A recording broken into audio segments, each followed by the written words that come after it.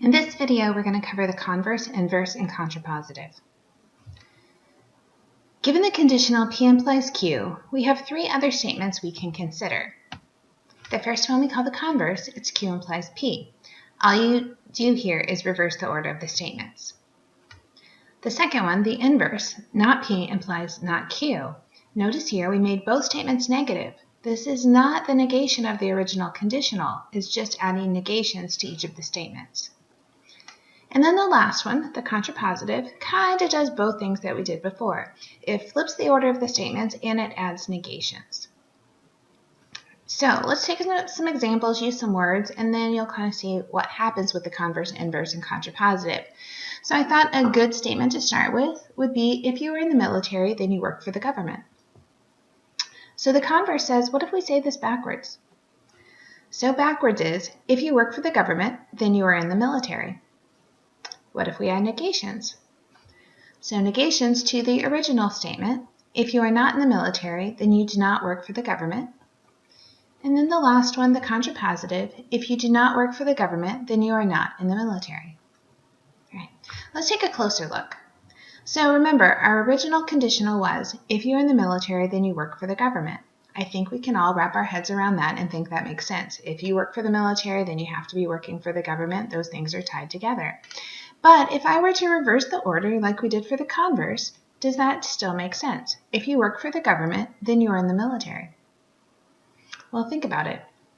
Here's a good example of why that doesn't necessarily make sense, is because we have the president. The president of the United States works for the government, but is not in the military. So flipping order of a conditional definitely does impact the truth of the overall statement. Let's look at the inverse. So the inverse, remember we said that was, if you are not in the military, then you do not work for the government. Well, this has the same problem. The president isn't in the military, but he definitely works for the government. So adding the negations to the original statement doesn't keep the truth the same. All right, contrapositive. If you do not work for the government, then you are not in the military. Well, actually, this one does make sense. You can't be in the military if you're not working for the government. The truth of the statements will be on a case-by-case basis. So the truth of the inverse, converse, contrapositive is really reliant on the truth of the original conditional.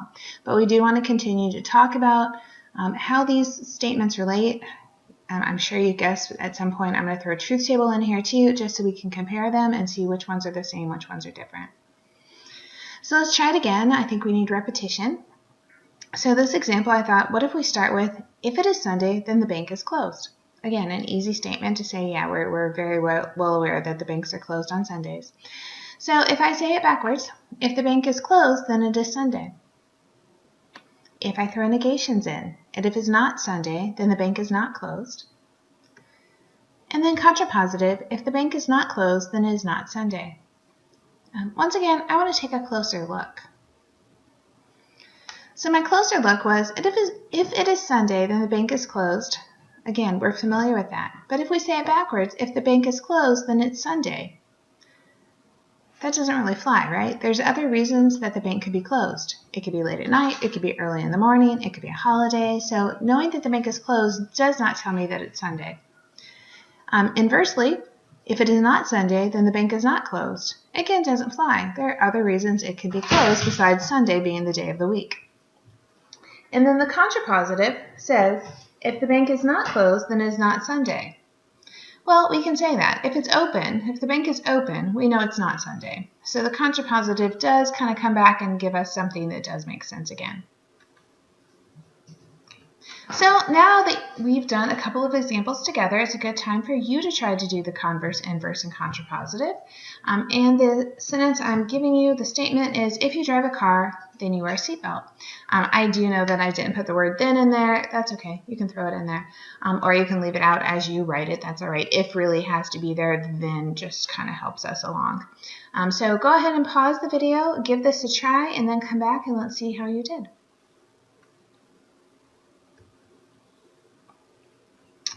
All right, so let's look at our answers. Again, our conditional was, if you drive a car, then you wear a seatbelt. So the converse, I flipped it around. If you wear a seatbelt, then you drive a car. Inverse, if you don't drive a car, then you don't wear a seatbelt. And then contrapositive, if you don't wear a seatbelt, then you don't drive a car. All right, here's another you try, and this one I wanted to add like one little thing into it. So notice my statement is, if you are illiterate, then you cannot read.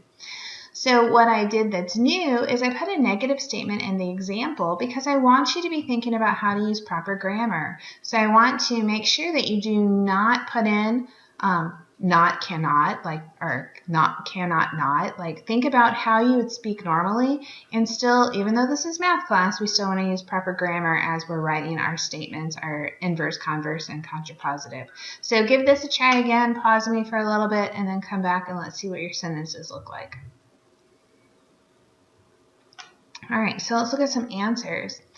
The converse. So instead of if you are illiterate, then you cannot read, we say if you cannot read, then you are illiterate. I also like that this way, and the converse still makes sense. So I don't want you to think that it's always going to be that once I have the original statement and then I go to the converse, they don't have to be different truth values. There's no rule on that. The inverse. Inverse says if you are not illiterate, then you can read. So first thing to point out here is instead of saying cannot, I said you can. But there are other things I could do with this statement. So instead of saying not illiterate, we could say literate. So I could have said if you are literate, then you can read.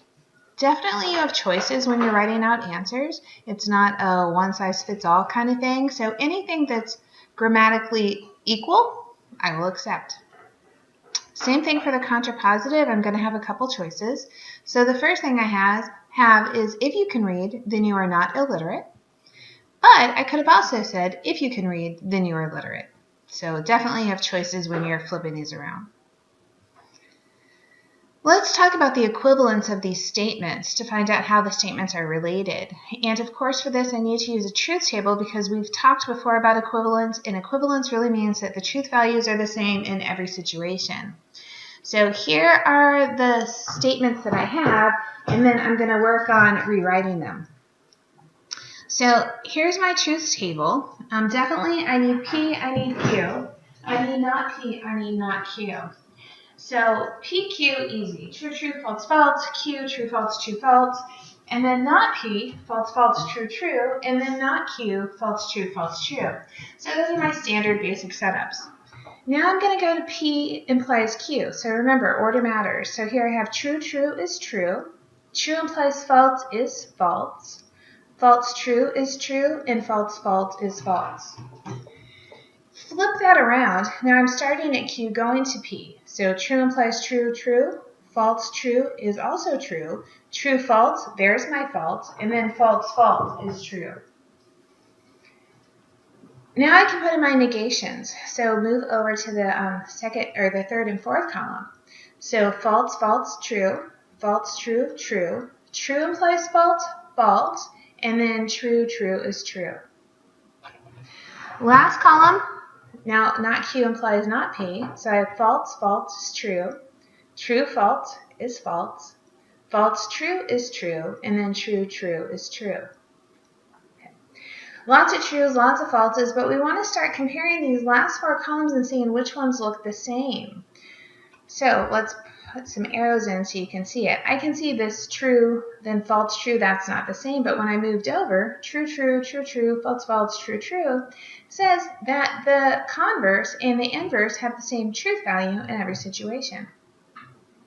If you continue to compare and look at the other two that are left over, the conditional and the contrapositive, they have the same truth values. True, true, false, false, true, true, true, true.